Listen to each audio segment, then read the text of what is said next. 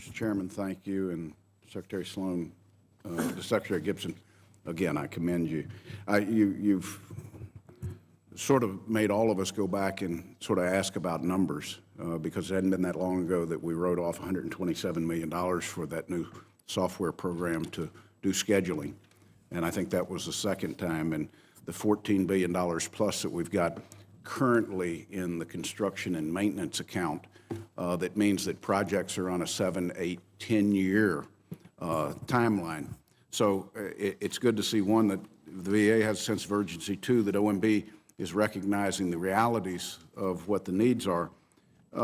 And I've got a set of questions for you, but I'm going to send those to you and ask you to respond to them, and I would ask unanimous consent that all members have an opportunity to do that, Mr. Chairman. Without objection.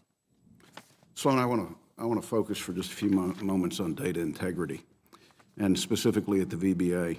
I want to give you some examples of testimony provided by the Office of the Inspector General and the General Accounting Office in a House hearing on Monday night. The Inspector General made this statement, I quote all of these. "We have concerns that VBA's performance goals are not realistic and comprised by data integrity issues," unquote. Quote, "We're receiving numbers of serious allegations regarding mail mismanagement, manipulation of dates of claims, and other data integrity issues in the Baltimore, Philadelphia, Los Angeles, Oakland, and Houston VA regional offices. And today, we received an additional allegation regarding the Little Rock VA regional office. We are concerned at how quickly the number of regional offices with allegations is growing," unquote. Quote, "VBA removed all provisional rated claims from its pending inventory.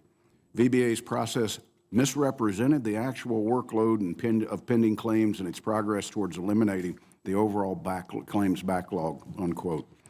Quote, "An Office of Inspector General team sent to Philadelphia Regional Office on June 19, 2014 determined that there were significant opportunities for regional offices to manipulate and input incorrect dates of claims in the electronic record. Incorrect application of date of claim comprises data integrity related to timeliness of claims processing," unquote. Then there's this exchange that took place between Congressman Bilirakis and the Assistant IG, Linda Halliday. Mr. Bilirakis said, "You remarked in your opening statement that VBA itself reported a decrease in the national backlog by more than 50% since March 2013. Do you trust those numbers?" Ms. Halliday, at this point, I would say no. I can't trust those numbers. I think we have a lot of work ahead of us to address the allegations we've just received. They all seem to focus on data integrity, and they need to be looked at very carefully, so I don't want to say I trust them. Near the end of the hearing, Congressman O'Rourke asked Ms. Halliday, and I quote, "One of the things you said in your opening comment that struck me was that some of the success may be comprised by data integrity issues. Anything that Secretary Hickey has said tonight that alleviates those concerns that you raised in your opening statement?" Ms. Halliday simply responded, "No." Also on the issue of whether VBA's quality metrics are reliable, the General Accounting Office provided this testimony, and I quote, "In prior work, we've documented shortcomings in VA's quality assurance activities, and more recently, concerns have been raised about the lack of transparency related to the changes in the agency's national accuracy rate for disability claims," unquote. Quote, "In several basic areas, they're not following general statistical procedures.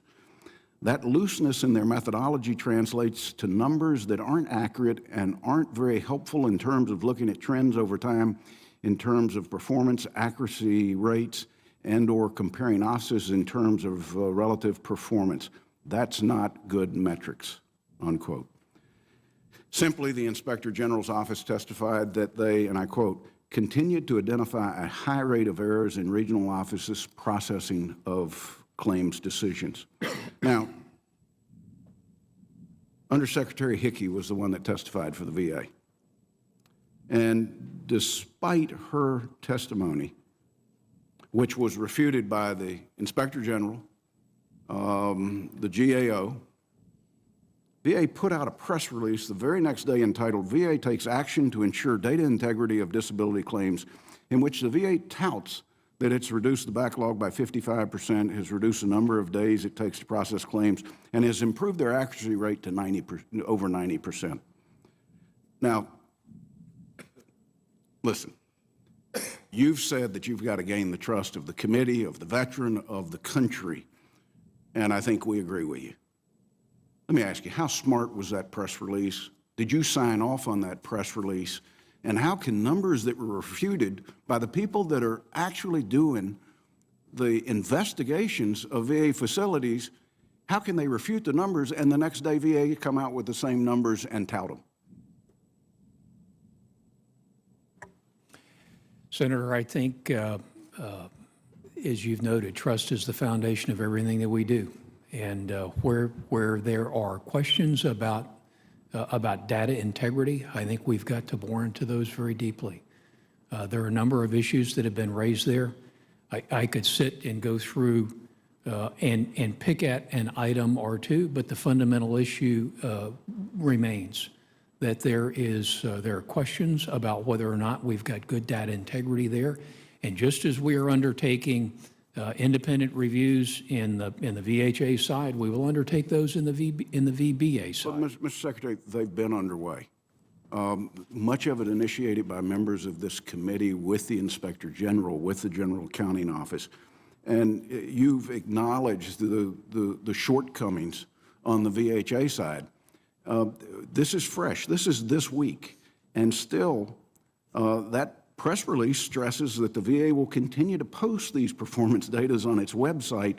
How does publicizing suspect data increase the integrity and the trust that Mr. Chairman, Senator Burr, I would tell you, I come into this organization from the private sector, and I look at the transformation that's been wrought in VBA over the last 2 to 3 years, and I defy anybody to show me any major part of the federal government anywhere that is transformed that much in that period of time. I think it's amazing looking at it from a private sector perspective, much less doing it in the context of a federal government agency.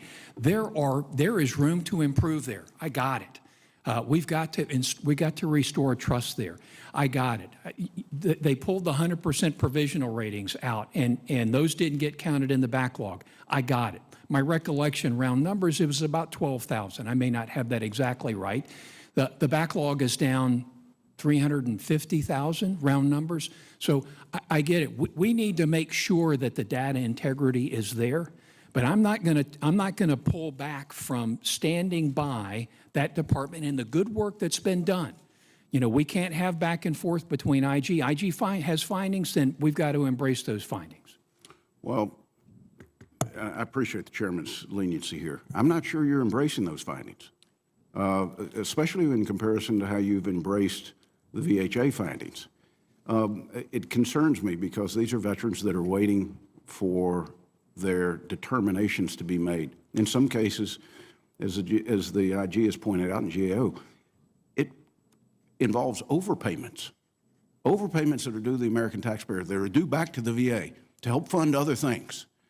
And it just strikes me, and I realize this was a VHA hearing, it strikes me that you could have testimony like we had on Monday night and yet turn around and put out a press release still stating the same numbers the next day when every one of the investigators found that those numbers couldn't be trusted. So I'll work with you.